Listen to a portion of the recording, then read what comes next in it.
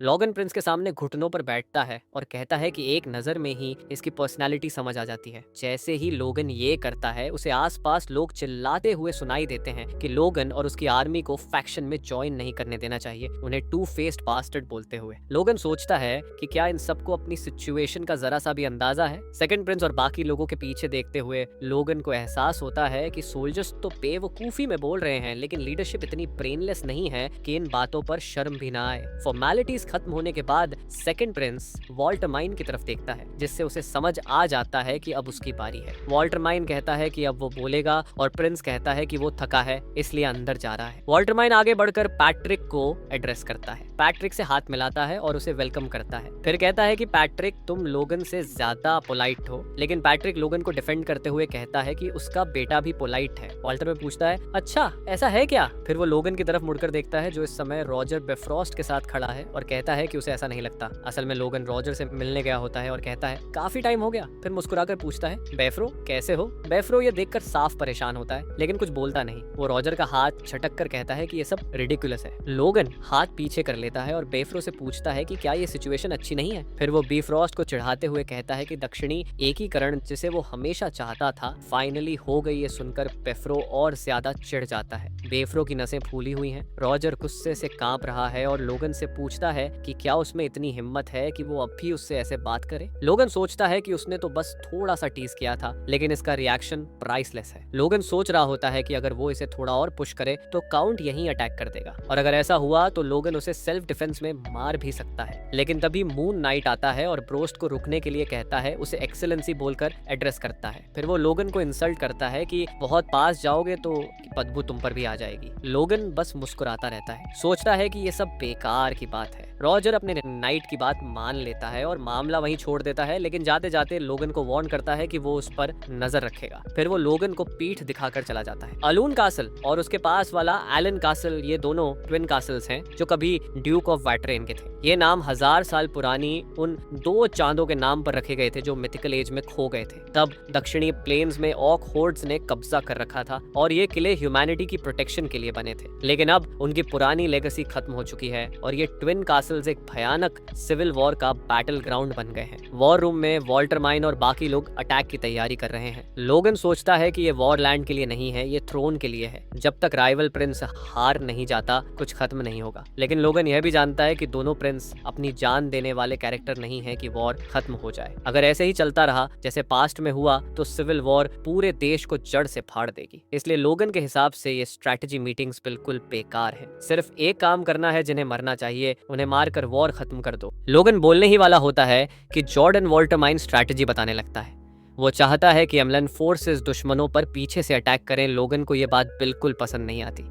वो वॉल्टरमाइन की तरफ हैरानी से देखता है, लेकिन लग रहा है कि कमरे में बाकी लोग भी लोगन के खिलाफ हैं। इसी बीच लोगन एक अजीब सी चीज नोटिस करता है। एक सोल्जर उसे बड़ी अजीब अनरीडेबल एक्सप्रेशन से घूर रहा है, शायद हॉस्टिलिटी या क्यूरियोसिटी। ये लूशियन है। उसे देखकर लोगन सोचता है कि पास्ट लाइफ में इस इंसान के साथ क्या हुआ था। वॉल्टरमाइन पूछता है कि लोगन ने कोई जवाब क्यों नहीं दिया। क्या वो उसकी प्लान को मानने से मना कर रहा है? वो यहाँ तक कहता है कि क्या उसे उसके पिता पैरन एमलान को बुलाना चाहिए, जिन्होंने उसे पूरी अथॉरिटी दी है। लोगन कहता है इसकी जरूरत नहीं। लोगन प्लान दोहराता है, मतलब आप चाहते हो कि मैं और मेरी ट्रूप्स पीछे से अटैक करें? वॉल्टरमाइन कहता है, हाँ बिल्कुल। फिर वॉल्टरमाइन कहता है कि एनिमी और उनकी साइड एक दूसरे की एलीट फोर्सेस को जानते हैं, इसलिए सिर्फ एमलान हाउस वेरिएबल है। लोगन की साइड को ही ओपनिंग बनानी पड़ेगी। लेकिन लोगन समझ जाता है कि वॉल्टरमाइन एमलान हाउस को मरने भेज रहा है, क्योंकि 5000 ट्रूप्स लेकर 50,000 की आर्मी को फ्लैंक करना नामुमकिन है। बेफ्रो तो ये सुनकर कान से कान तक हंस रहा होगा, जो कि वो कर भी रहा है। लोगन रिप्लाई देने के लिए मुंह खोलता है और सबको शॉक देते हुए कहता है कि वो इस प्लान को मानता है। पूरे रूम में कोई यकीन नहीं कर पा रहा, सिर्फ लूशियन को पहले से उम्मीद थी। लोगन पूछता है कि क्या वो खुद ऑपरेशन प्लान करे। वॉल्टरमाइन मुट्ठी बांधता है और कहता है कि उसे परमिशन दी जाती है। वॉर टेबल के हेड पर खड़े वॉल्टरम के पास बेफ्रो खड़ा है। वॉल्टरम सोच रहा है कि अगर इमलान ने मना किया होता तो वो उन्हें फोर्स बांटकर उनसे कमांड छीन लेता और लीगल तरीके से उनकी क्रॉसबोज जब्त कर लेता, और अगर फिर भी मना करते तो उन्हें फ्रंट लाइंस में भेज देता। लेकिन अब वो सोच रहा है कि लोगन के पास जरूर कोई ट्रिक होगी। वो बेफ्रो से पूछता है है कि उसका क्या लगता है। बेफ्रो कुछ कह नहीं पाता, सोचता है कि ये वही लोग हैं जो हमेशा एक्सपेक्टेशंस के खिलाफ जाते हैं और उसकी लैंड तक ले गए थे। इन पर असम्पशन नहीं लगा सकते। रिप्लाई न मिलने पर वॉल्टर में ग्लास उठाते हुए कहता है कि ज्यादा सोचने की जरूरत नहीं है। अगर कोई इंसान बिना प्रोटेस्ट और बिना हिचकिचाहट सुसाइड मिशन एक्सेप्ट कर ले तो या तो वो इडियट है या फिर कुछ बड़ा सोच रहा है। लूशन, जो वॉल्टर माइन के सामने ग्लास रख रहा था, कहता है कॉन्फिडेंस। वॉल्टर माइन ग्लास को देखते हुए कहता है कि उसके नाइट्स भी स्ट्रगल करेंगे। लूशियन कहता है कि अगर जॉर्डन चार्ज लीड करेगा तो एनिमी पूरी ताकत से लड़ेगा, लेकिन क्या वो मिलान के खिलाफ भी ऐसा ही करेगा? वॉल्टर माइन सोच में पड़ जाता है। लूशियन फिर कहता है सिंपल है, अगर लोगन फूल नहीं है तो रिजल्ट लाएगा, अगर फूल है तो खुद ही दुश्मनों से लड़ते लड़ते मर जाएगा और किसी भी हाल में उन्हें कोई नुकसान नहीं। दूसरी तरफ किसी और जगह किसी को पता चलता है कि लोगन और उसका हाउस सेकंड प्रिंस के फैक्शन में शामिल हो गया है। यह है ड्यूक वान डगलस, फर्स्ट प्रिंस का आदमी। वो सोच रहा है कि मिलान पागल हो गए हैं या जॉर्डन का दिमाग खराब हो गया है। व्हाइट बाल और कोटी वाला आदमी कहता है कि कोई फर्क नहीं पड़ता, किसी भी तरह वो सब मरे हुए आदमी ही हैं। ख्वान हंसकर उससे पूछता है कि उसकी बात थोड़ी कोल्ड नहीं थी। उसे केरोस कहकर पुकारता है, यानी ये लॉर्ड साइरस है। और हमारी पुष्टि के लिए ख्वान ये भी पूछता है कि क्या तुम्हारे बच्चे और लोगन कभी एंगेज नहीं थे? ये सुनकर केरोस का चेहरा बदल जाता है और वो कहता है कि वो रिश्ता बहुत पहले खत्म हो गया था। नेक्स्ट, किले के गेट्स खुल रहे हैं। घोड़े पर बैठे सोल्जर्स तेजी से बाहर निकल रहे हैं। कुछ समय तक दोनों फैक्शंस ने फुल स्केल वॉर के बजाय बस टेंशन पर ध्यान दिया था। जो वॉर कुछ समय के लिए शांति में बदलता दिख रहा था, वो सेकंड प्रिंस की स्ट्रगलिंग फैक्शन की वजह से दोबारा भड़क चुका है। बैटलफील्ड पर लोगन, पैट्रिक और बाकी लोग अपनी ट्रूप्स के साथ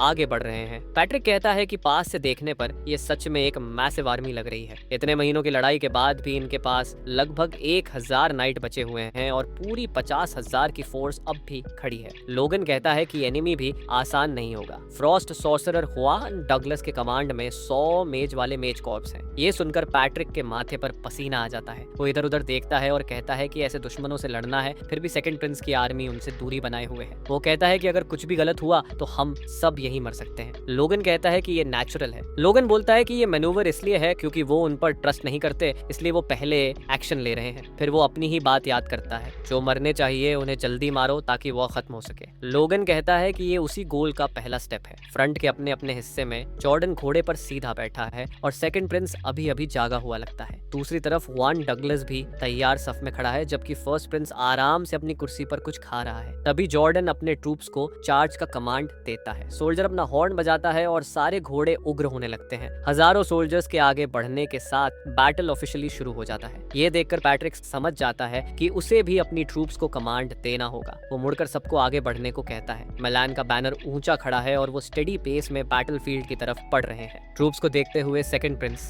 जॉर्डन से कहता है कि उन्होंने पहली मीटिंग में इन्हें इंसल्ट किया था और इतना रिडिकुलस मिशन इन पर डंप कर दिया था। वो जॉर्डन से पूछता है कि क्या उसे सच में लगता है कि ये लोग मोबिलाइज होंगे। जॉर्डन अनश्योर है कि क्या बोले, लेकिन बैटलफील्ड पर चलते हुए लोगन बस इतना कहता है, इंतजार करो, जल्द ही पता चल जाएगा कि वो सीरियस हैं या नहीं। लूशियन को जरूर पूरा भरोसा है, जिससे बेफ्रो चिढ़ रहा है। उधर ख्वान को भी खबर मिलती है कि मिलन फोर्सेस पीछे से घेर कर आ रही हैं। वो कहता है कि ये पागल लोग सच में दिमाग खो चुके हैं। एक सोल्जर कहता है कि शायद इन्हें लगता है कि वॉर सिर्फ टॉय सोल्जर्स का गेम है। फिर एक नीले क्रॉस जैसा फ्लैग उठता है। नाइट्स में से एक ख्वान को बताता है कि टेरन जाहिद का हाउस इन्हें इंटरसेप्ट करने को तैयार है, लेकिन ख्वान कहता है कि ये काम हाउस वुल्फ्स को करने दो। वो कहते आए हैं कि वो बड़े बड़े काम कर सकते हैं, तो अब रिजल्ट दिखाना चाहिए। कायरोस और उसकी ट्रूप्स लोगन को फेस करने के लिए पूरी तरह तैयार दिख रही हैं। कायरोस को जैसे कुछ याद आता है। कोई उससे पूछ रहा था कि एंगेजमेंट तोड़ने का उसे रिग्रेट नहीं, जैसे अगर वो एंगेजमेंट न टूटती तो लोगन को मजबूरी में फर्स्ट प्रिंस की साइड ज्वाइन करनी पड़ती। उस आदमी को देखते हुए जो दरअसल ख्वान डगलस था। कायरोस कहता है कि चमकदार प्लैटिनम बाल और ब्राइट ब्लू आंखें रॉयल ब्लड का प्रूफ हो सकती हैं, लेकिन फिर भी वो सोचता है कि जॉर्डन जैसा मेज जिसने अपने मैटरनल साइड से ज्यादा ट्रेट्स लिए हैं, ऐसी जगह बैठने की कोशिश कर रहा है जहां उसे कभी नहीं होना चाहिए था। कायरोस सोचता है कि मिलान जो एक बार मार्ग से भटक चुका है, अब एलिमिनेशन का टारगेट है, इसलिए वो ख्वान से कहता है कि बॉन्ड टूटने से उसने बहुत ज्यादा हासिल किया है, तो किसी छोटी चीज से क्यों चिपकना। ख्वान कहता है कि फिर भी थोड़ा रिग्रेट तो है। सीरोस कहता है कि वो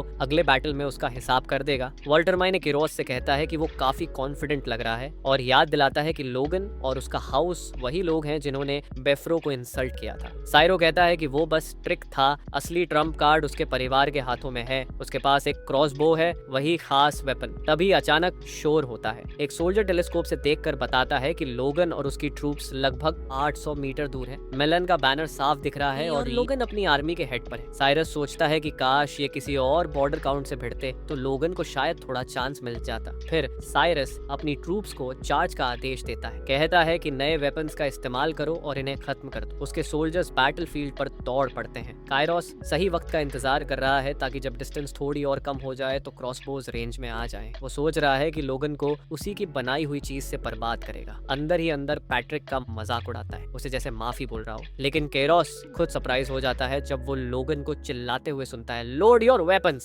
सिरोस समझ नहीं पाता कि लोगन इतनी दूरी पर वेपन्स क्यों लोड कर रहा है। उसे नहीं पता कि लोगन ने अपने वेपन्स को अपग्रेड किया है। लोगन शूट करता है और माना इम्ब्यूड एरो इमेंस पावर के साथ हवा चीरते हुए बैटलफील्ड के पार निकलता है। वो जमीन पर गिरता है और घोड़ों को डरा देता है। उसका रीच एनिमी लाइन के ठीक पीछे तक जा रहा है। एक सोल्जर कहता है कि ये लोग अभी भी हमारी रेंज से बाहर हैं, लेकिन चिंता करने से पहले ही एरो एक विशाल एक्सप्लोजन में फट जाता है, अपने आसपास की हर चीज को एनगल्फ करते हुए। सोल्जर्स घोड़े से गिरते हुए चिल्लाते हैं कि ये मैजिक है। काइरोस और बाकी रुककर शॉक में एक्सप्लोजन देखते हैं। काइरोस यकीन नहीं कर पाता और दांत भींचकर पूछता है कि लोगन ने इस बार क्या ट्रिक खेले हैं। लोगन अपने दुश्मनों को देखकर कहता है कि फ्रंट लाइन हिल गई है। वो क्लेटन की तरफ मुड़ता है कमांड देने के लिए, लेकिन क्लेटन बिना बोले ही समझ जाता है। क्लेटन अपने डिसाइपल्स से कहता है कि अब टाइम है एक्ट करने का। डिसाइपल्स माना से रॉक्स को एम्पावर कर रहे हैं। क्लेटन एक नीले बालों वाले डिसाइपल को देखता है, विक्टोरिया। वो पूछता है कि क्या वो श्योर है। विक्टोरिया कहती है कि वो ठीक है और अकेले कर सकती है। क्लेटन की अप्रेंटिस बन चुकी विक्टोरिया अपने दुश्मनों को अपनी स्ट्रेंथ और कंट्रोल दिखाने के लिए पूरी तरह तैयार है। थोड़ी देर पहले काइसो ने दुश्मन का वेपन ध्यान से देखा था। उन्हें भी ऑटोमेटिक क्रॉसबोज मिले हैं। लोगन सनलाइट ब्लॉक करने के लिए हाथ आंखों पर रखता है और कहता है कि अगर वो बस दिखने में सेम वेपन्स नहीं हैं तो वही होंगे। लेकिन काइसेलोन सोचता है कि लोगन इतनी दूर से इन्हें देख कैसे रहा है। लोगन के दिमाग में आता है कि ये वेपन्स लीक होना इवेंचुअली होना ही था, लेकिन उसे उम्मीद नहीं थी कि बेफ्रॉस्ट ऐसा करेगा। फिर उसे याद आता है एंगेजमेंट टूटने के बाद पहली बार जब वो रीना से मिला था तब शायद वही लीक कर गई थी। लोगन मुड़कर आदेश देता है कि जिनके पास एक्सप्लोसिव क्रॉसबोज हैं वो आगे आए। वो कहता है कि दुश्मन अपनी ऑटोमेटिक क्रॉसबोज इस्तेमाल करे उससे पहले हम उन्हें परमानेंटली नष्ट कर देंगे। फिर जमीन से एक गोलम का हाथ उठता है। क्लेटन और उसके डिसाइपल्स ढेर सारे गोलम्स बना रहे हैं। उनके बगल में क्रेट्स में नीले मार्बल्स भरे हैं, वही एक्सप्लोसिव्स जो क्लेटन और हामार ने डेवलप किए हैं। क्लेटन कहता है कि हमारे पास बहुत है, जितनी जरूरत लगे फेंको। सब लोग तैयार हो जाते हैं। विक्टोरिया अपने हाथ मजबूती से पकड़ती है और सोचती है कि उसने first circle magic already master कर लिया है। वो अपने आप ये कर सकती है, या सच कहें वो सबको दिखाना चाहती है कि वो अकेले ये सब करने लायक है। शी ये सब सिर्फ एक रीजन के लिए कर रही है, अपने भाई के लिए। यही सोचकर वो अपने गोलम को थ्रो करने का ऑर्डर देती है। गोलम भी तैयार हो जाता है। बॉम्ब्स गोलियों की तरह दुश्मनों की तरफ उड़ते हैं। जैसे ही वो नीचे गिरते हैं लाल हो जाते हैं। उन्हें देखकर एक एनिमी सोल्जर पूछता है कि ये क्या है, लेकिन उसे कुछ समझ आए उससे पहले ही सब ब्लास्ट हो जाता है और आग की लपटों में घिर जाता है। ये देखकर चाइरोस लिटरली चुप सा पड़ जाता है, समझ नहीं आता क्या बोले या क्या करे। तभी एक सोल्जर उसे बताता है कि लोगन मैजिक यूज कर रहा है और उनकी फोर्सेस करीब 1000 की हैं और एक मेज इतने लोगों को अकेले भी गिरा सकता है। ये सुनते ही काइरोस गुस्से में आ जाता है और समझता है कि उसे तुरंत कुछ करना पड़ेगा। वो अपने कैवलरी को अटैक का ऑर्डर देता है और वो आगे बढ़ने लगते हैं। काइरोस सोचता है कि अगर लोगन की फोर्स और उसकी फोर्स मिक्स हो गई तो वो लार्ज स्केल मैजिक नहीं कर पाएगा। काइसेलोन अपने सोल्जर्स को क्रॉसबोज रीलोड करने को कहता है। फिर वो सबको फायर बोलता है। आसमान से तीर बारिश की तरह गिरते हैं, अनबिलीवेबल स्पीड में दुश्मन की तरफ आते हैं, लेकिन एनिमी आसानी से अपने शील्ड से उन्हें रोक लेते हैं। ये देखकर काइसेलोन कहता है कि ये नॉर्मल है। एक बार नाइट लेवल पर पहुंचने के बाद मियर एरोज उन्हें गिरा नहीं सकते, मैक्सिमम ये कि उन्हें घोड़े से गिरा दें। काय विक्टर की तरफ देखता है। विक्टर सिर हिलाकर समझ जाता है। फिर वो अपने क्रॉसबो कैवलरी को स्प्लिट होने का ऑर्डर देता है। डिस्टेंस मेंटेन करो और दुश्मन की टूटी हुई फॉर्मेशन को साइड से अटैक करो। बैटलफील्ड पर सोल्जर्स इनकमिंग एरोज को रोकने में स्ट्रगल कर रहे हैं। कोई कह रहा है कि अगर वो घोड़े से नहीं गिरे होते तो ये तीर कुछ नहीं बिगाड़ते। तभी साइड से भी एरोज आने लगते हैं। एक सोल्जर नोटिस करता है लेकिन समझ नहीं आता क्या करे। सब हवा में उड़ते पत्तों की तरह गिरने लगते हैं। विक्टर भी बैटल में घोड़ा दौड़ाता हुआ दिखता है। उसकी ब्लू और रेड आईज काफी मैजेस्टिक लगती है। वो सोल्जर्स को लीड करने की तैयारी कर रहा है। लोगन का दिया हुआ ऑर्डर एक मेमोरी दिखाई जाती है जिसमें लोगन विक्टर से कहता है कि उसे पता है, वो सोच रहा होगा कि नाइट बनने के बाद उसे ऐसा काम क्यों करना पड़ रहा है। विक्टर बीच में ही बोल देता है कि वो कर देगा। ये सुनकर क्लेटन और लोगन दोनों स्टन रह जाते हैं। विक्टर की बस एक रिक्वेस्ट होती है, क्लेटन उसकी सिस्टर को हर हाल में प्रोटेक्ट करे। विक्टर के चेहरे पर एक इंटेंस एक्सप्रेशन होता है और वो कहता है कि अगर उसकी सिस्टर को कुछ हुआ तो वो क्या कर बैठेगा पता नहीं। लोगन उसे सिर पर मारता है और कहता है, चिल सर, क्लेटन रिया का अच्छे से ध्यान रखेगा जाएगा, उसे फिक्र करने की जरूरत नहीं। विक्टर को बस खुद का ध्यान रखना है। कम से कम अपनी सिस्टर के लिए विक्टर झुककर बोलता है कि उसे समझ आ गया। विक्टर सोचता है कि फ्यूचर में ड्रीम्स रखने और चिंता करने का मौका भी उसे लॉर्ड लोगन की वजह से मिला है। बैटल की तरफ बढ़ते हुए वो सोचता है कि रिया को अभी भी लोगन की प्रोटेक्शन चाहिए। वो रिया और लोगन के बारे में सोचकर कहता है कि उसकी अपनी सेफ्टी बाद में आती है। फिर वो रुककर अपने ट्रूप्स को ऑर्डर देता है कि पीछे से अटैक करो और दुश्मन को जमीन पर मिला दो। लोगन बैटलफील्ड को देख रहा होता है। लगता है वह माना से दूर तक देख रहा है। वो पैट्रिक को बताता है कि विक्टर और उसकी क्रॉसबो कैवलरी पीछे की तरफ जा रहे हैं। पैट्रिक कहता है कि ये सिग्नल है, अब उन्हें भी चलना चाहिए। वो अपने नाइट्स को ऑर्डर देता है कि उसके साथ आकर असिस्ट करें। मैक्स परेरा भी वहां होता है और पूछता है कि उसे तो कहीं और जाना था, फिर यहाँ क्यों है। लेकिन ऑर्डर मानकर वो भी बैटलफील्ड की तरफ दौड़ जाता है। किसलन कुछ नोटिस करता है और अपना हाथ ऊपर उठाकर सबको होल्ड फायर बोलता है। बैटलफील्ड के बीच में एक आर्मर पहना हुआ आदमी गहरी सांस लेता दिखता है। यह है वुल्फ्स नाइट कैप्टन निक मार्शल, जिसे सोर्ड ब्रेकर भी कहते हैं, एक जायंट लॉन्ग ब्लेड पकड़े हुए। निक ऊपर देखता है और शॉक में रह जाता है। उसे लगता है शायद लोगन के सोल्जर्स के पास एमो खत्म हो गया है, लेकिन असली वजह ये नहीं होती। जब असली रीजन समझ आता है उसका चेहरा डर से भर जाता है। लोगन और उसके नाइट्स बैटलफील्ड की तरफ बढ़ रहे हैं। निक सोचता है कि ये लोग सीधे सामने से अटैक क्यों कर रहे हैं, जबकि ये तो सिर्फ बैकवाटर नाइट है, एक हाई रैंकिंग नाइट लॉर्ड की लीड में। निक अपने पैर जमीन पर मजबूती से टिकाता है, तलवार कसकर पकड़ता है। वो स्टांस लेता है और कहता है कि वॉर नाइट्स और मेजेस के हाथ में होती है। सोल्जर्स के हाथ में चाहे जो हथियार हो, अगर वो सामने वाले नाइट्स को पीछे धकेल दें तो जीतने का चांस वापस मिल सकता है। लोगन के पास आते ही निक अपनी सोर्ड में माना इम्बस करता है। वो चिल्लाते हुए लोगन पर अटैक करने भागता है, लेकिन उसका सोर्ड दबाव में टूटकर टुकड़ों में बिखर जाता है। वो सोर्ड घुमाता है और उसके टूटे हुए शार्ड्स लोगन की तरफ उड़ते हैं। लोगन सोचता है कि शायद निक ने जानबूझकर तलवार तोड़ी और शार्ड्स को फोर्स से इस्तेमाल किया, इसलिए वो इतनी सावधानी से उसका इस्तेमाल कर रहा था, क्योंकि ये वन टाइम ट्रिक थी। अचानक लोगन अपना पैर आगे पटकता है और बड़ी ऊंचाई में कूद जाता है, लक्स हाथ में पकड़कर। वो अपने सोर्ड में माना भरता है और कहता है कि क्रॉसबोज ही उसका एकमात्र एस नहीं है। फिर वो पूरी ताकत से जमीन पर वार करता है और जमीन फट सी जाती है। निक के पास और तलवारें होती हैं। वो तुरंत एक निकालकर लोगन का वार रोक लेता है। उसे लगता है कि उसने अटैक रोक लिया और अब सेफ है, लेकिन वो गलत होता है। लोगन का अटैक एक ही पॉइंट पर कॉन्सेंट्रेट होता है, जैसे दीवार पर ड्रिल का नुकीला हिस्सा लोगन निक की तलवार तोड़ देता है और उसकी तलवार निक की आंखों की तरफ पड़ती है। निक बचने की कोशिश करता है, लेकिन ब्लेड सीधा उसके चेस्ट को चीर कर निकल जाता है। अब निक पूरी तरह एक्सपोज्ड है। लोगन फिर अटैक करता है और इस बार निक कुछ नहीं कर पाता। उसका खून लोगन के गाल पर गिरता है। निक की बॉडी जमीन पर गिर जाती है और उसका सिर लुढ़कता हुआ दूर चला जाता है। लोगन खड़े होकर चिल्लाता है कि उसने एनिमी नाइट कैप्टन को मार गिराया है। ये सुनकर काइरोस डर से कांप जाता है। समझ ही नहीं आता ये कैसे पॉसिबल है। बैटलफील्ड को देखकर लोगन सोचता है कि इतनी छोटी सी भिड़ंत में उन्होंने हाफ ईयर की सिविल वॉर से भी ज्यादा नुकसान दुश्मन को पहुंचा दिया। ये स्थिति देखकर चाइरोस सोचता है अब वो क्या करे। वो अपने ट्रूप्स को रिट्रीट का ऑर्डर देता है। सब अपना फ्लैग घुमाते हैं और जितनी तेज भाग सकते हैं बैटलफील्ड छोड़ देते हैं। चाइरोस सबसे आगे भाग रहा होता है। भागते हुए वो सोचता है कि आज वो अपनी फोर्सेस को सिर्फ एनिमी को स्लो करने के लिए नहीं मरवा सकता। वो क्रॉसबो उठाने की कोशिश करता है, लेकिन गिरा देता है। जिसे हासिल करने के लिए उसने इतना कुछ किया था, वो हथियार अब हाथ से चला गया। लोगन बैटलफील्ड के बीच खड़ा होता है। वो अपने ट्रूप से कहता है कैरोस को मत पीछा करो, रीग्रुप और रीऑर्गेनाइज करो। लोगन सोचता है कि दुश्मन फ्रंट टूटते ही भाग गए। उसके हिसाब से अब उनके पास नाइट्स कमांडर भी है और अब उन्हें रोकने वाला कोई नहीं। पैट्रिक भी 2-3 एडवांस नाइट्स गिरा चुका है। हैंकल आकर लोगन को बताता है कि उनके नाइट्स में 5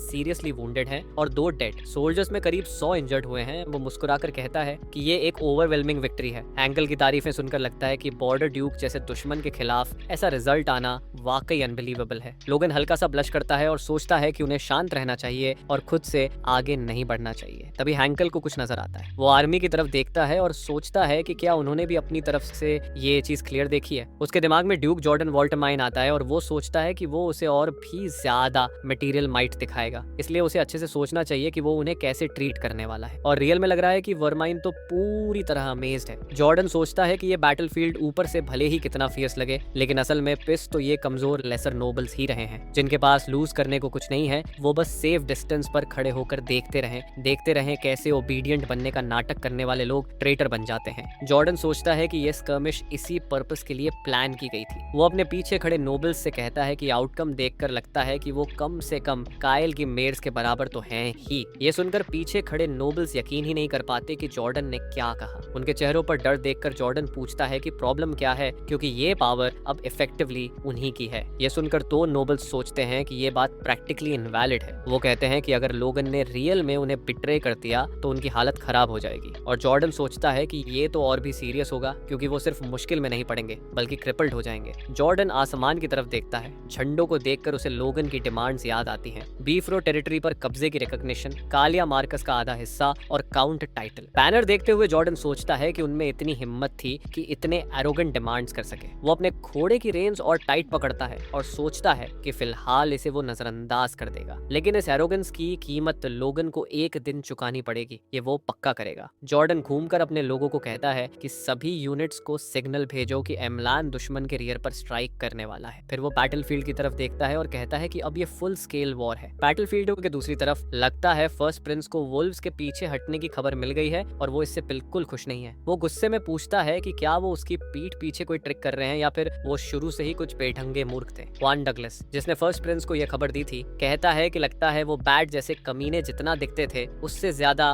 वेनम छुपाए बैठे थे। ये सुनकर फर्स्ट प्रिंस चिल्लाने लगता है। पूछता है कि क्या वो बस ऐसे ही खड़ा होकर देखते रहना है। ह्वान शांत रहते हुए कहता है कि अभी उन्हें अपनी डिफेंसेस मजबूत करनी चाहिए। फिर वो चारों तरफ नजर घुमाता है और कहता है कि जैसे ही रियर की तरफ गए एमैलान अटैक शुरू करेंगे, मेन फ्रंट भी चार्ज करेगा, इसलिए फर्स्ट प्रिंस को ह्वान के पास ही रहना चाहिए। ये देखकर फर्स्ट प्रिंस सोचता है कि ये चल क्या रहा है और ह्वान के पास इसका कोई जवाब नहीं। ह्वान लोगन के बारे में सोचकर गुस्सा होता है। उसे और उसके लोगों को बैट जैसे हरामी कहता है। वो बैटलफील्ड की तरफ देखता है और चाहता है कि वो बस थोड़ा और करीब आ जाए। लोगन के लोग जैसे जैसे करीब आ रहे हैं, ह्वान सोचता है कि चाहे कुछ लॉसेस ही क्यों ना उठाने पड़े, वो उन्हें चीर कर रख देगा। अब ये पॉइंट आ गया है कि सब लोगन क्या करने वाला है उसी को देख रहे हैं। लूशियन शायद अकेला है जिसे ये पूरी सिचुएशन बेहद रिडिकुलस लग रही है। देश के सबसे नोबल मैन बैटलफील्ड को इग्नोर करके बस दूर खड़े बैरन लैंड को घूर रहे हैं और कोई कह देता है कि ये सोचने पर मजबूर कर देता है कि ये वॉर आखिर हो किसके लिए रही है। एमलैंड ट्रूप्स तेजी से करीब आते जा रहे हैं। ये देखकर ह्वान को यकीन ही नहीं होता। जॉर्डन भी सोचता है कि लोगन और उसके लोग आखिर कर क्या रहे हैं। लगता है लोगन ने रियर से हटने का फैसला कर लिया है। पैट्रिक लोगन से पूछता है कि क्या वो ऐसे ही चलते रहेंगे और वापस जाकर क्या बोलेंगे। लोगन अपने पिता की तरफ मुड़कर कहता है कि शायद उन्हें कभी उम्मीद ही नहीं थी कि वो रियर पर रियल में अटैक करेंगे। वो बस चाहते थे कि वो थोड़ा केओस फैलाकर वहीं मर जाए। लोगन एक छोटा सा कपड़ा निकालता है और कहता है कि उस बेकार मौत में शामिल होने के बजाय वो कुछ ऐसा करने वाले हैं जिसका मतलब हो। वो कपड़ा पैट्रिक को दिखाता है और पैट्रिक पूछता है कि लोगन क्या प्लान कर रहा है। लोगन मुस्कुराते हुए कहता है कि वो खाली पड़े घरों को लूटने जा रहे हैं। एक हफ्ते बाद ह्वान और फर्स्ट प्रिंस एक कमरे में हैं। फर्स्ट प्रिंस अंगूर खा रहा है। वो ह्वान से कहता है कि उस इंसिडेंट के बाद से एमलान के बारे में कुछ नहीं सुना। क्या वो हवा में गायब हो गए? ह्वान किसी कागज पर कुछ पढ़ रहा होता है कि तभी एक सिपाही कमरे में घुसता है। वो दरवाजा जोर से खोलकर चिल्लाता है कि इमरजेंसी है। ह्वान चिढ़कर उससे पूछता है कि महाराज के सामने ये हंगामा क्या है। सिपाही माफी मांगता है लेकिन कहता है कि मामला बेहद अर्जेंट है। वो ह्वान के पास आकर उसके कान में कुछ फुसफुसाता है। ये सुनते ही ह्वान डगलस पूरी तरह स्टन्ड रह जाता है। उसके चेहरे का एक्सप्रेशन देखकर फर्स्ट प्रिंस पूछता है कि बात क्या है। ह्वान प्रिंस की तरफ मुड़कर एक ही नाम बोलता है, ट्रिन कैसल। ये नाम सुनते ही फर्स्ट प्रिंस की आंखों में डर साफ दिख जाता है। ह्वान आगे कहता है कि सिर्फ ट्रिन नहीं बल्कि एलुस्टिन और फेंजी भी। पसीने से भीगा ह्वान फर्स्ट प्रिंस को वो बात बताता है जो किसी भी राजा को युद्ध में नहीं सुननी चाहिए। उनकी सारी सप्लाई बेसिस जला दी गई हैं। फर्स्ट प्रिंस बिल्कुल निशब्द रह जाता है। इसके बाद लोगन इनमें से एक कासल के सामने खड़ा है। आग की लपटों को देखते हुए कहता है कि ये अच्छे से जल रहा है और उसके हाथ में एक कागज है। वो नीचे देखता है और कहता है कि अच्छा हुआ उन्होंने ये रूट फॉलो किया। उसे फीलिक्स की चाइल्ड नेमिंग सेरेमनी याद आती है और याद आता है कि उसने कायरोस बास्टर्ड से ट्रेड रूट की इन्फो कैसे निकाली थी। वो देश का सबसे बड़ा ग्रेन मर्चेंट है तो साफ था कि सप्लाईज फर्स्ट प्रिंस की फैक्शन ही संभाल रही होगी। लोगन धीरे से हंसता है जैसे उसे भी यकीन नहीं हो रहा। एक हफ्ते में 3 कासल्स, ये वाकई इंप्रेसिव है। वो कागज छोड़ देता है और कहता है कि फर्स्ट प्रिंस की फैक्शन ने अपनी गार्ड सच में नीचे कर दी होगी। जैसे ही कागज आग में जलता है, लोगन आखिरी बार कासल को देखता है और अपने लोगों से कहता है कि अब वापस लौटने का समय है। वो मुस्कुराता है और अपने अंकल का शुक्रिया अदा करता है इस स्वादिष्ट मील के लिए। इसके बाद हम अलून कासल में वापस आते हैं। अंदर एक बड़ी बैंकेट चल रही है। लोग बातें कर रहे हैं और एक आदमी कहता है कि एमलान को उनकी वापसी पर काफी ग्रैंड वेलकम दिया जा रहा है और ये सब प्रिंस के ऑर्डर पर हो रहा है। एक नाइट कहता है कि चूंकि वो वॉर में है, सब पूरे गियर में हैं और शराब की जगह सिर्फ जूस है और फैक्शन के सारे की फिगर्स भी मौजूद हैं। इसलिए नाइट्स सोच रहे हैं कि शायद प्रिंस एमलान को बॉर्डर काउंट जैसा ट्रीट करने की सोच रहा है। एक नाइट पूछता है कि काउंट बेफ्रो कहाँ है और उसका दोस्त जूस पीते हुए कहता है कि बेफ्रो थक गया था और आराम करने चला गया। ये सुनकर दूसरा नाइट चुपचाप अपना गिलास उठाता जाता है और सोच में डूब जाता है। अभी लग रहा है कि फैक्शन में एक और बड़ी ताकत जुड़ गई है। लोगन अब जॉर्डन से बात कर रहा है। वो पीछे अटैक न करने के टूटे वादे के लिए अपनी पूरी सिंसेरिटी के साथ माफी मांगता है। वॉल्टर माइन कहता है कि लोगन चिंता न करे क्योंकि हालात वैसे ही अनरीजनेबल थे। फिर वो लोगन की तरफ देखकर पूछता है कि क्या उसने कोई और मिलिट्री फीट हासिल किया है। जॉर्डन को देखते हुए लोगन सोचता है कि जितना वो उसे देखता है उसका ब्लेजिंग सोर्ड वाला निकनेम उतना ही कम फिट लगता है। उसे फील होता है कि इतनी कोल्ड नेचर वाले आदमी को ब्लेजिंग स्वॉर्ड कहना अजीब है। लोगन जॉर्डन को समझने के लिए थैंक्स कहता है और जॉर्डन कहता है कि ये तो नेचुरल है, उसके लिए जो लोग मेरिट कमाते हैं उन्हें प्रॉपर रिवॉर्ड मिलना चाहिए, ये उसका कोर प्रिंसिपल है। ये सुनकर लोगन सोचता है कि अब अपने टर्म्स की बात छेड़ने का सही वक्त है। वो जॉर्डन से पूछता है कि क्या वो उसके टर्म्स को एक्सेप्टेड मान सकता है और अब सबकी नजरें उन पर टिकी हुई हैं। जॉर्डन एक पल के लिए चुप रहता है। वो हल्का सा मुस्कुराता है और लोगन को बोलता है कि वो उनकी बातों पर पॉजिटिव कंसिडरेशन देगा। जॉर्डन कुछ और बोलने ही वाला था लेकिन लोगन उसे बीच में ही काट देता है। वो फिर से अपनी सारी डिमांड्स गिनाना शुरू कर देता है। बेफ्रोस्ट टेरिटरी की रिकॉग्निशन, कलिया माँ के सेट का आधा हिस्सा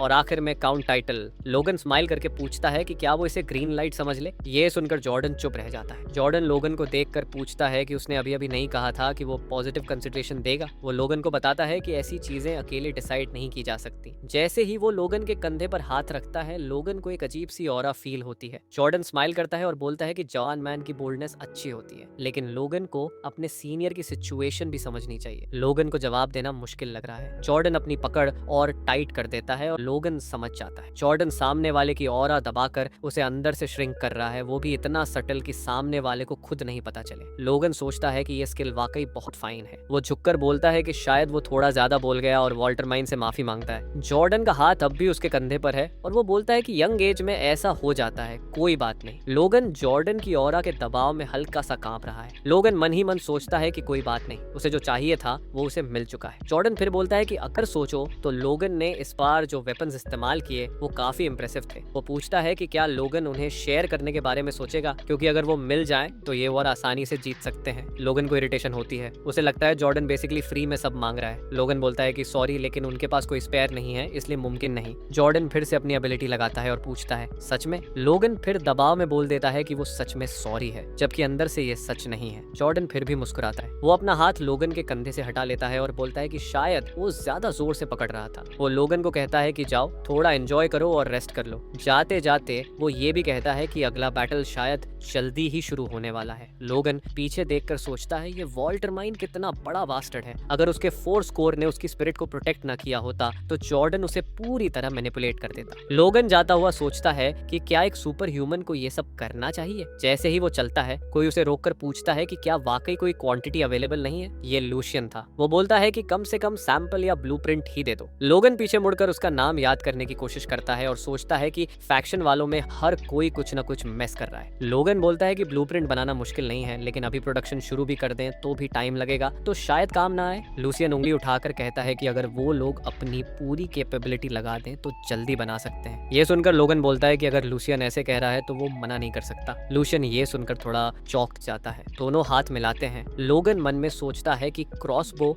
जैसे भी वीक वर्जन होंगे जैसे वॉल्व्स ने यूज किए थे और लिबर्टी भी पूरा नकली दिया जाएगा लेकिन ठीक है आखिर सब एक ही बोट में है। वैसे भी उनके पास इसे वेरीफाई करने का टाइम नहीं होगा। कुछ दिन बाद सब फिर से बैटलफील्ड पर हैं। एक आदमी पसीने से भीगा हुआ कुछ बोलने की तैयारी करता है। लोगन और पैट्रिक के एक्सप्रेशंस काफी हैरान हैं। वो आदमी चिल्लाकर बोलता है कि वो सेकंड प्रिंस के सारे इडियट बास्टर्ड्स को मार देगा और पूरी तरह क्रश कर देगा। दूसरी तरफ सेकंड प्रिंस जॉर्डन से पूछता है कि क्या वाकई उनके पास ऐसी नाइट ऑर्डर थी। जॉर्डन खुद अनश्योर है। उसे भी लगता है कि इन लोगों को वैनगार्ड में भेजने का आइडिया किसका था। बोलने वाला आदमी कायरोस नाइट कैप्टन था, intermediate knight Alan. Walter Mine की आर्मी उनकी तरफ देखते हुए सोचती है कि शायद पूरा एनिमी आर्मी मर्सनरीज से भरा है और उनका कैप्टन भी बस इंटरमीडिएट लेवल का है लेकिन उनका इक्विपमेंट सॉलिड लगता है। ये देखकर सेकंड प्रिंस के नाइट्स हंसते हैं। उनमें से एक आगे बढ़ता है और बोलता है कि कप्तान को वो खुद मार देगा। जैसे ही वो चार्ज करता है कैप्टन बोलता है कि अपनी इनोसेंस साबित करने के लिए उनकी नाइट ऑर्डर को लीड लेनी पड़ेगी। ये बात पहले ही क्लोज्ड कमरे में तय की गई थी। डगलस और प्रिंस दोनों ही शक कर रहे हैं कि कायरोस ने ही सप्लाई बेस की लोकेशन मिलान को लीक की। क्रोस खड़े होकर कहता है कि सस्पिशन हटाने का यही एक तरीका है। वो आदमी कैप्टन को एक पेपर देता है और बोलता है कि वो उसकी फैमिली का लाइफ टाइम ध्यान रखेगा। वो चिल्ला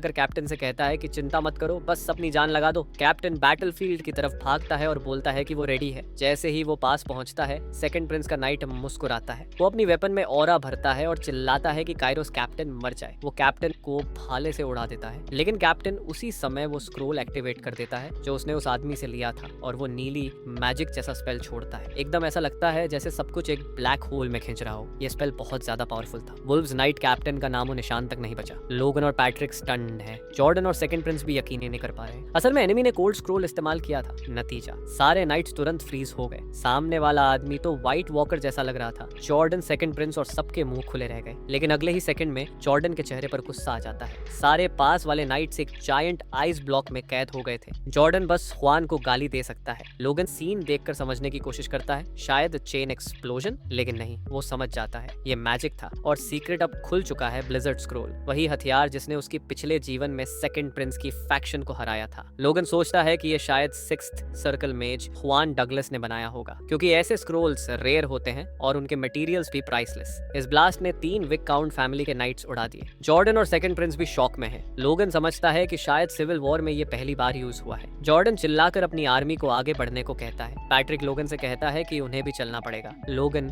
नॉट करता है। अचानक पीछे से तेज आवाज आती है। एक नाइट ट्रूप्स के पीछे से बैटलफील्ड की तरफ आता है। सोल्जर्स उसे पहचान कर हैरान रह जाते हैं। वो सबको रास्ता देने को कहता है। कोई बोलता है, ये हाफ जायंट लूथर केल है, वो शायद किसी को भी मार देगा जो बीच में आए। फिर एक और नाइट एंट्री मारता है। ये है टेम्पेस्ट प्लेट विकेट कलिया। उसकी स्वॉर्ड उसकी आंख के पास टिकी है। दोनों लड़ने को तैयार हैं। कालिया छलांग लगाकर बैटलफील्ड में उतरता है। लूथर भी कूदता है और चिल्लाते हुए कहता है, आज ही वो कलिया को खत्म कर देगा। कालिया लड़ाई के लिए तैयार खड़ी है और लूथर से बोलती है कि ये एंड वो ही करेगी। उसे मसल हेड कहकर चिढ़ाती है। उसका भारी हैमर और तेज स्वॉर्ड बस टकराने ही वाले हैं। ये अटैक देखकर नाइट्स और सोल्जर्स शॉक में रह जाते हैं। 2 ऑरा यूजर की यह टक्कर वाकई शानदार है। इन दोनों की शेयर पावर देखकर लोगन अपने ट्रूप्स को बोलता है कि जिनकी स्किल कम है वो नजर हटा लें, वरना सीधा उनकी ऑरा को फेस करने से दिमाग टूट जाएगा। लड़ाई को देखते हुए लोगन को यकीन ही नहीं हो रहा। अपनी सारी सेंसेस होने के बाद भी वो मुश्किल से उनकी मूवमेंट्स पकड़ पा रहा है। एक तरफ सुपर ह्यूमन जो एक्सट्रीम फिजिकल एनहांसमेंट में स्पेशलाइज्ड है और दूसरी तरफ कोई जो एलिमेंटल कंट्रोल में एक्सपर्ट है। ये ड्यूअल खुद में एक सीखने जैसा मोमेंट है। लेकिन पैट्रिक ये समझ नहीं रहा। लोगन उसे बाहर निकालकर विक्टर को बुलाता है और क्रॉसबो कैवलरी को चार्ज करने का आदेश देता है। बैटलफील्ड के बीच में काउंट जहेड का नाइट कैप्टन रामल उनके अटैक का इंतजार कर रहा है। वो बोलता है कि अगर क्रॉसबो को ब्लॉक कर लिया तो ये लोग सिर्फ ऑर्डिनरी सोल्जर्स हैं। वो अपने ट्रूप्स को शील्ड्स उठाने का कमांड देता है। रामल हल्की सी स्मग स्माइल के साथ बोलता है कि वो लोगन के वेपन्स के लिए पूरी तरह तैयार है। अचानक विक्टर कैवलरी को स्प्लिट कर देता है ताकि वो दुश्मन को चारों तरफ से घेर ले। रामल ये मूव एक्सपेक्ट ही नहीं कर पाया था। वो विक्टर की तरफ देखकर सोचता है कि ये आखिर कर क्या रहे हैं। जैसे ही वो कमांड देने के लिए मुड़ता है, ऊपर से कुछ आता हुआ दिखता है, तीर की बारिश, और ये नॉर्मल एरोज नहीं लग रहे।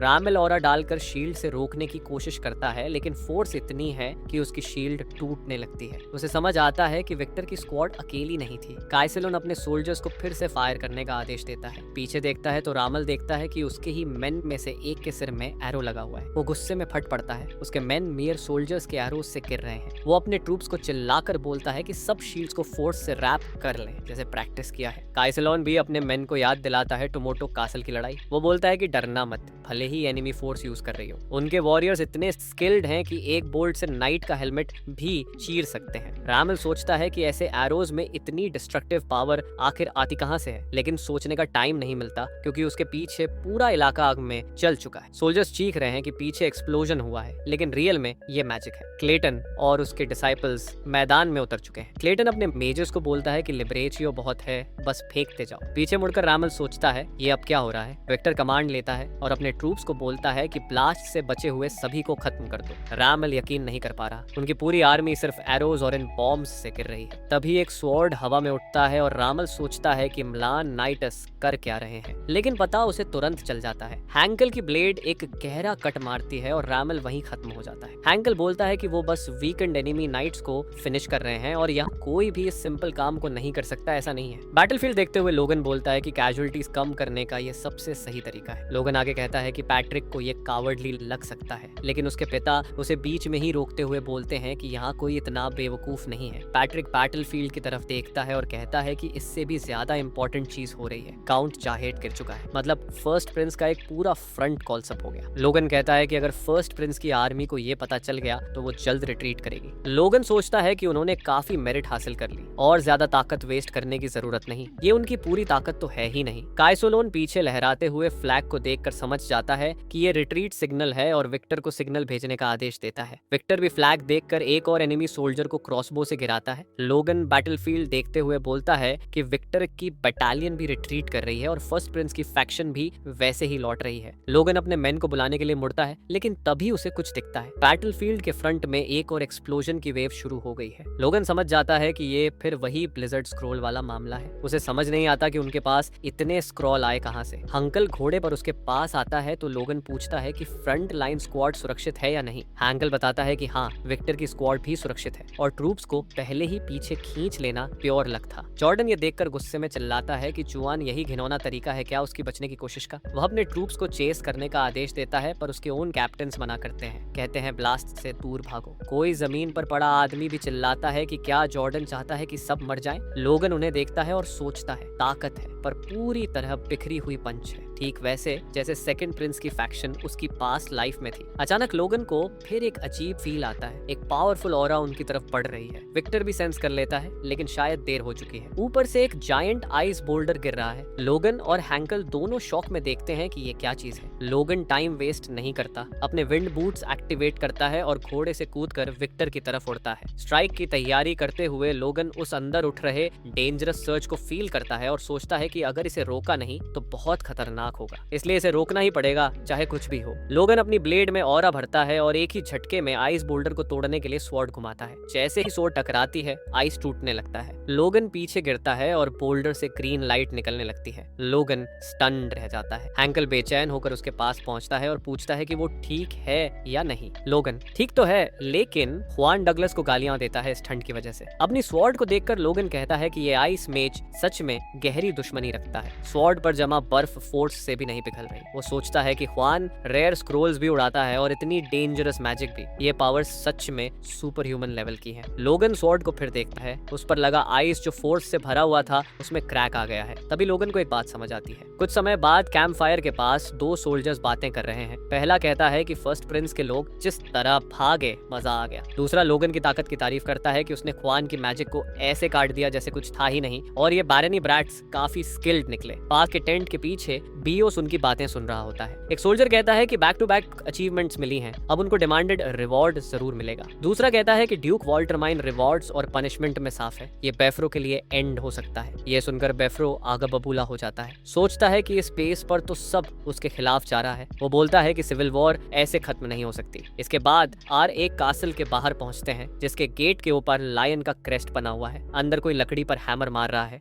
ये वही ड्वार्फ था जिसे लोगन ने यहाँ बुलाया था और उसका मूड देखकर लग भी रहा था कि काम कुछ खास नहीं चल रहा। वो एक क्रॉसबो उठाकर बाकी भरे पड़े क्रेट में फेंक देता है। टिमार जमीन पर गिर जाता है और हमार उसे डांटता है कि क्या कर रहा है, जल्दी काम करो। लेकिन तमार बहुत थका हुआ लगता है और थोड़ी देर के लिए ब्रेक मांगता है। हमार उसके बिल्कुल पास जाकर चिल्लाता है कि यहाँ कोई छोटा मोटा ब्रेक नहीं मिलेगा क्योंकि वो आने वाला है। जैसे ही कोई उनकी तरफ आता है, हमार बोलता है कि वो आदमी रियल बीस्ट है, पूरा ब्रूट, हर रोज आता है इन पर नजर रखने और अपने भाई से भी ज्यादा डेंजरस है। अचानक वो मैन खुद आवाज लगाता है और हामर डर के मारे कांपने लगता है। वो और कोई नहीं, रैन था। रैन माफी मांगता है और बोलता है कि वो बस थोड़ा सपोर्ट दिखाने आया है। हामर के तो शब्द ही नहीं निकलते। रैन मुस्कुराकर कहता है कि उसे पता है ये थोड़ा अनकंफर्टेबल है, पर बस थोड़ी देर सहन कर लो। वो बताता है कि फ्रंट लाइन पर जो भी सक्सेस मिल रही है वो उनके वेपन्स की वजह से है। ये सुनकर हमार और टामर एक दूसरे की गर्दन पकड़कर हंसते हैं और बोलते हैं कि उन्हें कोई डिस्कम्फर्ट नहीं, वो पूरी मेहनत करना चाहते हैं टेरिटरी के लिए। रैन इसे सुनकर खुश होता है और कहता है कि ये माइंडसेट काबिले तारीफ है। वो तीनों कुछ देर ऐसे ही मुस्कुराते और हल्की हंसी में खड़े रहते हैं, लेकिन अंदर से दोनों ड्वार्फ्स सोच रहे होते हैं कि उन्होंने रैन को बेवकूफ बना दिया और पसीना बहाने लगते हैं। रैन एक लंबा सांस छोड़कर नीचे देखता है और कहता है कि प्रोग्रेस कम दिख रही है, इसलिए वो उन्हें थोड़ा लीव देगा। ये सुनकर दोनों की आंखें चमक उठती हैं। रैन उन्हें आइडिया देता है कि मार्केट प्लेस घूम आओ, काफी नई जगह और खाना मिल रहा होगा, लेकिन एक एस्कॉर्ट नाइट के साथ जाना होगा और बोझ बोझ हल्का होगा, मूड भी बेहतर होगा। दोनों को देखते हुए रैन को अपने भाई के साथ हुई बात याद आती है। लोगन ने रैन को जानबूझकर घर पर रहने को कहा था। लोगन ने बोला था कि ये सिविल वॉर उनकी नहीं है, मेन फैमिली को खुद को इसमें झोंकने की जरूरत नहीं। रैन को ये सुनकर एहसास हुआ कि अगर कुछ भी हुआ तो उसे ही फैमिली की जगह लेनी पड़ेगी। लोगन ने उसे सांत्वना दी कि ऐसा नहीं होगा, लेकिन ये एक और रीजन था रैन को घर पर ही रहने का। अब उनके पास कई कासल्स हैं और मिलिशिया की ट्रेनिंग पर भी नजर रखनी होगी। रेनन ये सब कहने के बाद लोगन को कहता है कि वो अब बच्चा नहीं रहा। ये सुनकर लोगन भी थोड़ा चौंक जाता है। रेनन नरमी दिखाते हुए बोलता है कि वो टेरिटरी को सुरक्षित रखेगा, लोगन बेफिक्र होकर जाए। लोगन अपने भाई को देखकर हैरान भी होता है और गर्व भी, सर झुकाकर बोलता है कि वो उस पर भरोसा करता है। लोगन जाते जाते रैन को एक और चीज कहता है, हमार पर कड़ी नजर रखना। जैसे ही बैटलफील्ड पर उनकी तरफ ध्यान जाएगा, हामर अटैक या किडनैपिंग का टारगेट बन सकता है। किसी भी कीमत पर उसकी रक्षा करनी है। इसी वजह से अब रैन आर्मर पहनकर मार्केट प्लेस में हामर के पीछे पीछे चल रहा है। लोग बीच बीच में रैन को देख रहे हैं तो रैन कहता है कि अब वापस चलना चाहिए। हामर बोलता है कि अभी तो सिर्फ 3 दिन हुए हैं और इंसिस्ट करता है कि पहले वो स्वादिष्ट दिख रहे स्क्यूअर्स लेगा। रैन कुछ बोल पाता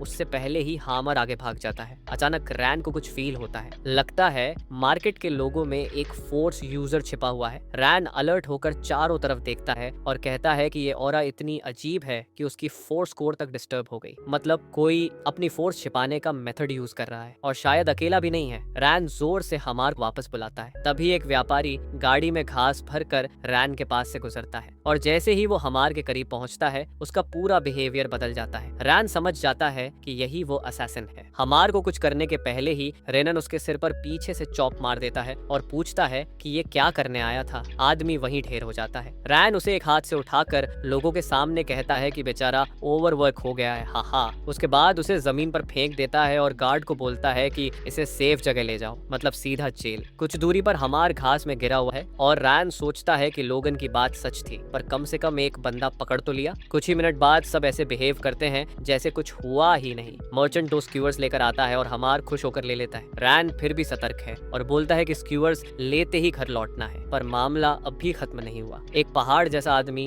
रैन के सामने खड़ा हो जाता है। उसकी हाइट इतनी है कि रैन की धूप भी छिन जाए। रैन समझ जाता है कि ये उसका व्यू ब्लॉक करने की चाल है। उधर मर्चेंट स्क्यूअर्स लेकर हमार की तरफ बढ़ रहा है और रैन को लगता है कि कुछ गलत है। अचानक मर्चेंट स्क्यूअर्स उलटकर हमार पर अटैक करने ही वाला था और हमार तो अपना वॉलेट निकालकर पैसे गिनने में लगा था। रैन फौरन अपनी स्वॉर्ड निकालता है। एक टेक्निक फ्लैश ब्लेड स्लैश से वो दोनों अटैकर्स को लगभग वहीं गिरा देता है। एक बंदा जमीन पर फ्लैट पड़ा है और मर्चेंट डर के मारे कांप रहा है। किसी ने चिल्लाया मर्डर। रैन स्मर्क करके बोलता है अभी कोई मरा नहीं है। हमार घूमकर पूछता है कि ये सब क्या हो रहा है। मर्चेंट फिर से पीछे से नाइफ निकालता है, लेकिन रैन इतनी तेजी से उसके चेहरे पर एल्बो मारता है कि वो वहीं ढेर। फिर उसकी हथेली पर वार करके डैगर भी गिरा देता है। रैन नाइट्स को बुलाकर सबको पकड़े डने और इलाके की तलाश करने को कहता है। इससे पहले कि रैन कुछ और बोले, पीछे धमाका होता है। एक पूरा बिल्डिंग उड़ चुका है। रैन समझ जाता है कि शायद ये वर्कशॉप ही है। फिर एक पुरानी बातचीत याद आती है। लोगन ने रैन को बताया था कि रिपीटिंग क्रॉसबो तो जरूर फैलेगा, पर लिबराजियो कभी लीकेज नहीं होना चाहिए, कभी नहीं। चारों तरफ पैनिक फैल जाता है। धुआं जिस दिशा में उठ रहा है, रैन और हमार उसी तरफ दौड़ने का सोचते हैं। रैन कहता है कि तुरंत वापस चलना होगा। तभी एक नाइट हांफता हुआ रैन तक आता है। रैन कहता है वो बाद में बताए, अभी जल्दी है, पर नाइट बोलता है कि ये अर्जेंट मैसेज है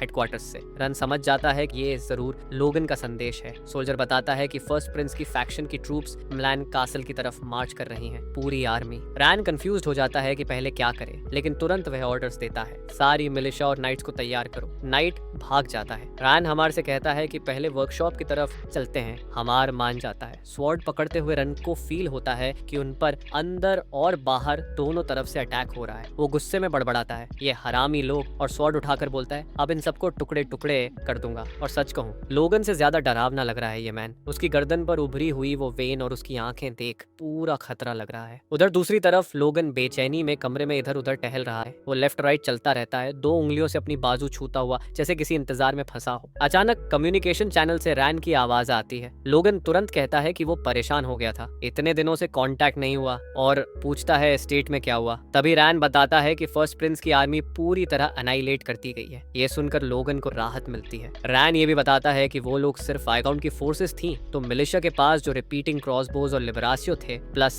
कुछ तेज नाइट्स, बस इतना ही काफी था उन्हें हराने के लिए। लोगन उसकी तारीफ करता है, लेकिन रैन के पास एक बैड न्यूज भी थी। अटैक से ठीक पहले वर्कशॉप पर हमला हुआ था, 3 ड्वार्फ्स को पकड़ लिया गया। ये सुनकर लोगन अपनी चेयर से प्रैक्टिकली उछल जाता है, लेकिन फिर खुद को संभालता है और कहता है कि ठीक है, जब तक हैमर या क्लेटन नहीं पकड़े गए, बाकी वर्कर्स को लिबरेसियो की फॉर्मूला की रियल जानकारी थी ही नहीं। वो रैन से कहता है कि उसने अटैकर्स में से कुछ को पकड़ा ही होगा, इंटरोगेट कर लेंगे तो पता चल जाएगा कि पीछे कौन है। लेकिन रैन उतना कॉन्फिडेंट नहीं लगता। रैन थोड़ा इधर उधर देखता है और बताता है कि जिन लोगों को पकड़ा गया था उन्होंने सब ने सुसाइड कर लिया। वो खुद को दोषी कहता है, लेकिन लोगन मुस्कुराकर उसे कहता है कि ठीक है। लेकिन फिर रैन बताता है कि किडनैपर्स के बारे में नाइट ने एक अजीब बात नोटिस की। वो कहता है कि उसने एक झलक देखी और उसे किडनैपर्स का चेहरा कुछ फेमिलियर लगा। ये सुनकर लोगन स्टन हो जाता है। रैन बताता है कि वो आदमी छोटा, एजाइल और कम से कम टॉप टियर नाइट लेवल का था। लोगन दिमाग में पॉसिबिलिटी सोचता है, लेकिन रैन फिर कहता है कि इतनी इन्फो से कल्प्रिट को पहचानना पॉसिबल नहीं, और वो फिर माफी मांगता है। लोगन को लगता है कि वो पूरी तरह टूट गया है। लोगन उसे कहता है कि अभी उसे मिलिशिया की ट्रेनिंग और कड़ी करनी चाहिए। रैन पूछता है क्या ऐसा दोबारा हो सकता है। लोगन कहता है कि अभी तो ये सिर्फ स्पेकुलेशन है, लेकिन वर्स्ट केस में रेडी रहना जरूरी है। ये सुनकर रैन डर जाता है और पूछता है कि क्या ये रियल पॉसिबल है। लोगन खिड़की की तरफ देखते हुए कहता है हाँ, हो सकता है। वो सोचता है कि रैन को टेरिटरी में रोकना सही डिसीजन था, इसी वजह से डैमेज कम हुआ। ये साफ रेड था नए वेपन को टारगेट करने का, और उसी वक्त फर्स्ट प्रिंस की फैक्शन ने उनके मेन कासल पर भी अटैक किया। दोनों एक साथ हुए, मतलब दोनों एक ही प्लान का हिस्सा नहीं हो सकते। लोगन सोचता है कि ये वॉर बहुत लंबा खिंच गया है और कोई प्रोग्रेस नहीं हो रही। फर्स्ट प्रिंस की फैक्शन किसी प्रोवोकेशन पर रिएक्ट नहीं कर रही, अपने हारून कासल में हेविली फोर्टिफाइड बैठी है। हारून कासल भी उन्होंने मजबूरी में चुना, क्योंकि मिलान ने आसपास के सारे सप्लाई डिपोज चला दिए थे, तो उन्हें पीछे हटकर वहीं सेटल होना पड़ा। लोगन ये भी सोचता है कि अगर कोई अपनी जान की परवाह किए बिना चार्ज कर दे और फोर्ट्रेस में ओपनिंग बना दे, तो वॉर जल्दी खत्म हो सकता है। लेकिन ऐसी कुर्बानी कोई नहीं देना चाहता, यहाँ तक कि ड्यूक ऑफ वॉल्ट्रिन भी नहीं। फिर माहौल बदलता है। कोई मेज पर हाथ पटक कर चिल्ला रहा है कि मिलान ने हिज एक्सेलेंसी को बॉम्ब की फेक रेसिपी दे दी। कुछ दिन बाद लीडरशिप मीटिंग में ब्रॉस्ट जॉर्डन से कहता है कि मिलान तुरंत सही मेथड बताए ताकि मास प्रोडक्शन शुरू हो सके। लोगन इरिटेशन से देखता है कि ये लोग अब भी बेकार चीजों पर एनर्जी वेस्ट कर रहे हैं। लोगन ब्रोस्ट से पूछता है कि उसने एक्सपेरिमेंट चलाए भी थे क्या, और उसे बॉम्ब की मटेरियल्स मिली कहाँ से, जब अभी कहीं अवेलेबल ही नहीं। बीएफरो कहता है कि उसने खुद कुछ मटेरियल्स कलेक्ट किए थे टेस्टिंग के लिए, लेकिन एक्सपेरिमेंट फेल हो गया। लोगन पूछता है तू श्योर है कि गलती तेरी नहीं थी। बैफ्रो गुस्से में चिल्लाता है कि उसे अपनी जुबान संभालनी चाहिए, और बोस्टिंग करता है कि वो फर्स्ट सर्कल नहीं 5th सर्कल मेज है। जॉर्डन उसे काम करता है कि ये ऑफिशियल मीटिंग है, मैनर्स रखो। जॉर्डन फिर लोगन से पूछता है क्या तुम प्रूव कर सकते हो ये रेसिपी। लोगन अटक जाता है। जॉर्डन कहता है कि जब तुम्हें लिबरेशियो मिल रहा है रेगुलरली, तो तुम्हारे पास मटेरियल्स भी काफी होंगे, डेमोन्स्ट्रेशन करना मुश्किल नहीं होना चाहिए। लोगन कॉर्नर्ड हो जाता है। बैफ्रो फिर चिल्लाता है कि लोगन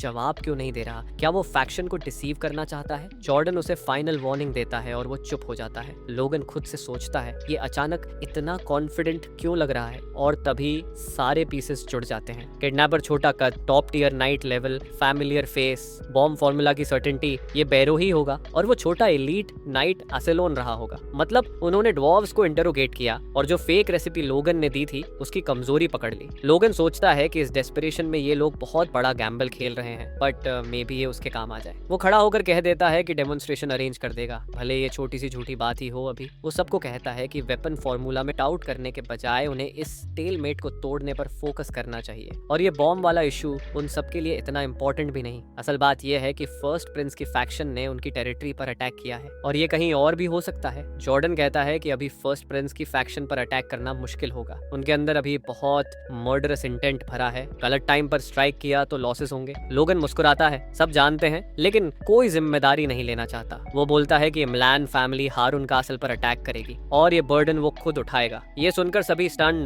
रह जाते हैं, जॉर्डन, बैफ्रो, यहाँ तक कि कालिया और लूशियन भी। लोगन सोचता है कि अब वक्त आ गया है इस डेडलॉक्ड वॉर को तोड़ने का। जॉर्डन पूछता है कि क्या वो सीरियसली ये करना चाहता है। लोगन सोचता है कि जॉर्डन जरूर सोच रहा होगा कि वो इतना आगे क्यों जा रहा है। अभी सेकंड प्रिंस की फैक्शन एडवांटेज में है, लेकिन अगर वॉर 7 मालो खिंच गई तो सब बदल जाएगा। एक पॉइंट आता है जब वॉर की नेचर बदल जाती है। असैसिनेशन या स्ट्रेंथ कॉन्टेस्ट से निकलकर वो टोटल वार बन जाती है, जहां एनिमी की पूरी टेरिटरी तहस नहस कर दी जाती है। वॉर लंबा चला तो कॉमनर्स कॉन्स्क्रिप्ट होंगे, हार्वेस्ट बर्बाद होगी, फिर लॉर्ड्स फोर्स्ड रिक्विजिशन करेंगे, रिक्विजिशन से लोग रेफ्यूजीज बनेंगे, refugees slash and burn farmers या बैंडिट्स बनेंगे, किंगडम केओस में गिरेगा और एम्पायर उसे निगल लेगा। इसलिए इस सिविल वॉर को उससे पहले खत्म करना जरूरी है। लोगन वॉल्टरिन को बताता रहता है कि वो ये बात बिना वजह नहीं बोल रहा। एमलान फैमिली इस लड़ाई में आने वाले हर रिस्क को लेने के लिए तैयार है और जितनी भी कुर्बानी देनी पड़े उसके लिए भी तैयार है। जॉर्डन सोचता है कि लोगन ऐसा क्यों कर रहा होगा। अब तक जो भी उसने हासिल किया है वो पहले ही सबसे बड़ा कंट्रीब्यूटर बन चुका है, तो फिर खुद को और अपनी फैमिली को क्यों खतरे में डालेगा। जॉर्डन की तरफ देखते हुए लोगन समझ जाता है कि जैसा सोचा था वो इतनी आसानी से उस पर भरोसा नहीं करेगा, इसलिए वो कुछ और ट्राई करेगा। लोगन जॉर्डन को बताता है कि वो ये सब फ्री में नहीं करने वाले। जितना पहले प्रॉमिस किया गया था उसके ऊपर उन्हें और भी इनाम चाहिए। जॉर्डन सोचता है कि लोगन आखिर किस तरह का रिवॉर्ड मांग सकता है, लेकिन फिर भी वो खेल खेलते हुए उससे पूछता है कि वो क्या चाहता है। लोगन हल्की सी स्मर्क मारता है और अपनी डिमांड बताने की तैयारी करता है। उसे एमलैन के लिए मरस टाइटल चाहिए और कालिया मार्क्विसेट की पूरी लैंड। इसके अलावा उसे ये भी चाहिए कि जॉर्डन और महाराज दोनों इसे लिखित में गारंटी करें, तभी वो पूरा जान लगा देगा। लोगन सोचता है हाँ ये मांग थोड़ी ज्यादा है, इतनी आउटरेजियस डिमांड कि लोग जान देने को भी तैयार हो जाए, चाहे उसे अपनी फैमिली और खुद को दांव पर क्यों न लगाना पड़े। शायद यही तरीका काम कर जाए। अब सबकी निगाह जॉर्डन पर है। जॉर्डन कहता है कि ये रिवॉर्ड सच में बहुत ज्यादा है, हद से ज्यादा। फिर वो मुट्ठी भींचकर पूछता है कि क्या लोगन को लिखित गारंटी चाहिए। जॉर्डन पूछता है कि इसका मतलब वो उसकी बात पर भरोसा नहीं करता। लोगन कहता है कि ऐसा नहीं है, बस उसे अपनी फैमिली को मनाने के लिए स्ट्रॉन्ग जस्टिफिकेशन चाहिए। लोगन जॉर्डन से उम्मीद करता है कि वो ये बात समझेगा। जॉर्डन सोचता है कि लोगन ने ये बलिदान वाली बात सिर्फ ऐसे लालच के लिए बोली। वो नीचे देखता है और सोच में पड़ जाता है। फिर लोगन को बोलता है ठीक है, लेकिन एक कंडीशन होगी। लोगन को लिब्रासेयो के 3 वेगन पीछे छोड़ने होंगे। जॉर्डन कहता है कि इससे हारून कासल पर अटैक करते समय मेन फोर्सेस के पास फायर पावर की कमी नहीं पड़ेगी। ये सुनकर लोगन सोचता है कि वॉल्टरीन आखिर तक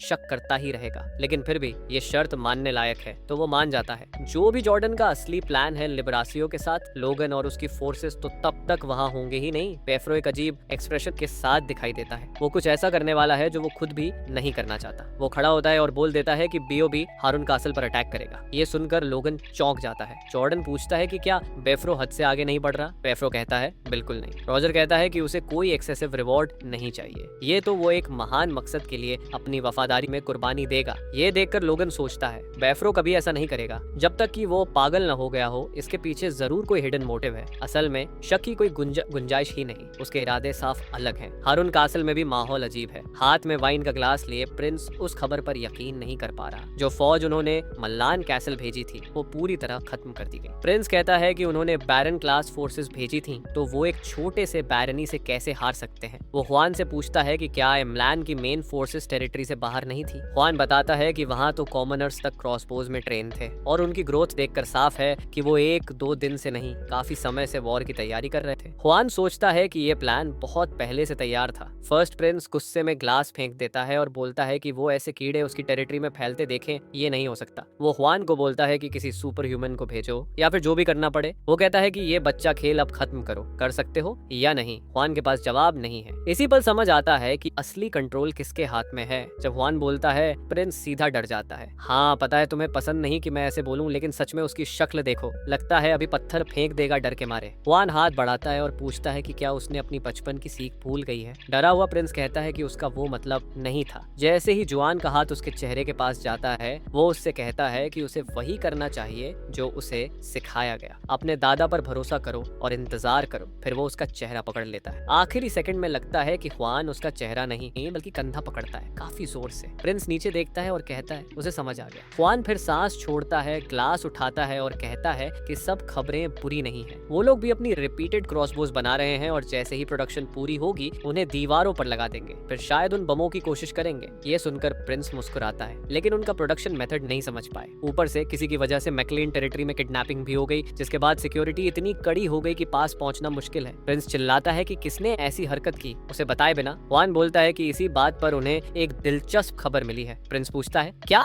वान ग्लास में वाइन की आखिरी सिप को देखता है और कहता है ये मामला शायद बहुत एंटरटेनिंग हो सकता है। कहीं और एमलन के सिपाही मार्च कर रहे हैं। एक बोलता है कि यहाँ इतने सारे पहाड़ क्यों हैं, कासल पहुंचने से पहले ही थक जाएंगे। दूसरा कहता है कि टेरेनत तो खराब है लेकिन ये ब्रोज वाली रूट से अच्छी है। लगता है बीफ्रो वाली फोर्सेस एक पूरा माउंटेन क्रॉस करके अपनी जगह पहुंचेंगी, जो बहुत थकाने वाला होगा। वो ये भी नोटिस करते हैं कि आज फॉर्मेशन कुछ अजीब है। क्रॉसबो कैवलरी पहले हमेशा सामने होती थी, आज सबसे पीछे है। काइसेलोन, विक्टर, हैंकल और आइलीन सब पीछे की तरफ देख रहे हैं, तो वो सोचते हैं शायद कुछ गड़बड़ है। फिर बोलते हैं कमांडर ने सोच समझकर ही ऐसा किया होगा। तभी कोई चिल्लाता है कि पहाड़ों से फौज निकल रही है, झंडा, जलती आग में एक गुलाब, ये बेफ्रो सेना है। सिपाही सोचते हैं कि वो तो साउथ गेट जाना था, फिर ये यहाँ क्यों है? तभी लोगन आदेश देता है कि पीछे की सिक्योरिटी संभालो, साफ है बैटल शुरू होने वाली है। दोनों सैनिक सोचते हैं क्या लोगन को पहले से पता था? पैट्रिक लोगन के सामने खड़ा होकर कहता है कि जैसा उसकी इन्फो ने बताया था, रॉजर सस्पिशियस तरीके से बिहेव कर रहा था, इसलिए उसने कोई उसके पीछे लगा दिया था। वो पहले से लोगन के पीछे था। लोगन ने सोचा था